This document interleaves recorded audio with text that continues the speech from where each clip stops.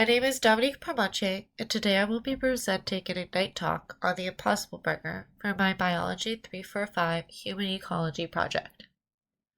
In 2011, a new company called Impossible Foods was created by Patrick Brown with the goal to reduce the environmental impact of animal agriculture. They released a new meat substitute which they hope will help solve the problem. Their product is said to be comparable in taste to a beef burger, but 100% vegan. Impossible Foods aims to convert the most devout meat lovers to a meat alternative, thereby taking animals out of the production equation completely. The way Impossible Food thinks of food production is plants plus science equals meat. The burger is one of the world's most famous and beloved foods. The perfect burger is tender, incredibly juicy, maybe even a little pink on the inside. If you're a true meat lover, a veggie burger just wouldn't cut it. Most vegetarian burgers use similar ingredients such as wheat and potatoes, but the scientists at Impossible Foods also added coconut oil to give it that authentic sizzle as it grills. The coconut oil also gives the burger a nice crust on the outside, sealing in all the juices. Patrick Brown did not want to make just another meatless burger. He started Impossible Foods with the mission of developing a product targeted towards meat lovers that would not be a compromise on taste.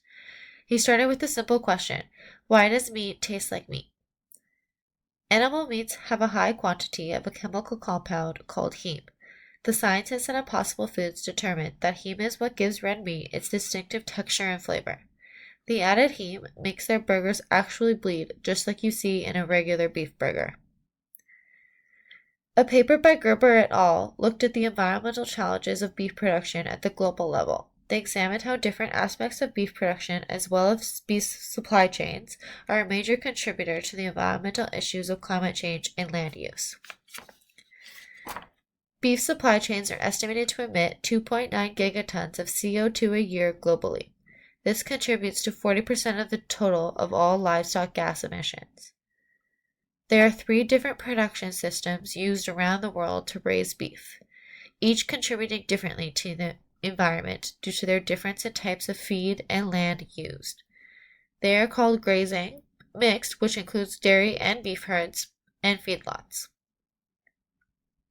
The grazing system, 90% of dry matter fed to cows comes from rangelands, pastures, and annual forages. They supply 34% of the global beef production and cover the most land.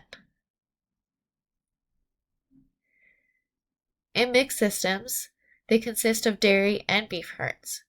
10% of dry matter fed to these cows comes from crop byproducts, and another 10% comes from non-livestock farming activities. Feedlots are almost exclusively dedicated to food production as a response to the growing demand for beef, especially in urban areas. Majority of the feed for these cows is purchased off-farm. They hold 2% of the global cattle population and produce 7% of the global beef production. This image shows the areas in the world dedicated to each different production system in heads per square kilometer. Blue represents feedlots, and you can see in North America, land is dedicated primarily to this system. In countries like South America and Asia, feedlots are growing in popularity to keep up with the demand of meat.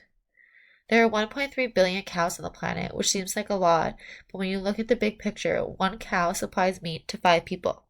Increasing cattle population is difficult because production is not very successful. Only 1 viable calf is produced every 1.5 to 2 years per reproducing cattle. Every year, billions of animals are killed for meat. In order to feed these animals, we use resources from fishing and farming to produce feed for livestock which strains Earth's finite resources, consumes fossil fuels, emits greenhouse gases, hogs farmland, and pollutes waterways. Animal agriculture creates as much greenhouse gas emissions as all the world's cars, trucks, trains, ships, and airplanes combined. The production of feed for all livestock takes up about 1/3 of the total available space on Earth. Compared to cows, the Impossible Burger uses 95% less land, 74% less water, and creates 87% less greenhouse gas emissions. Meat alternatives are becoming more widely accepted by meat eaters.